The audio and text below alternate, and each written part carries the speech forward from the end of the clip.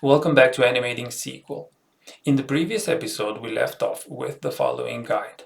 The guide has two elements, the keyword select and a placeholder for an expression.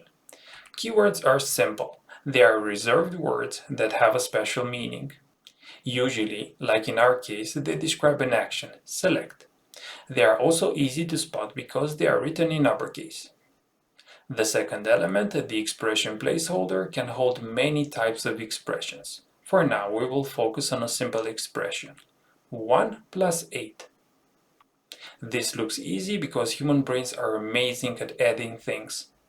This is great because it allows us to focus on the SQL language and not on simple mathematics. Let's make sure we understand this by using a blank piece of paper. Alright, when we want to write a SQL script, we always follow the guide from left to right. For each element in the guide, we need to make a decision based on what type of element we have. Our first element is the keyword select. Keywords are simple. All we have to do is copy them from the guide to the script. No changes are required.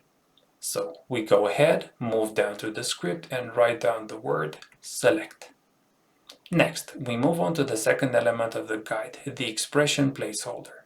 This tells us that we must write a valid expression after the keyword select.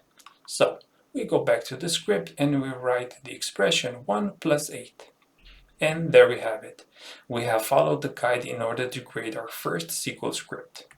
Now, in time, writing SQL scripts gets much easier. Writing select becomes almost automatic.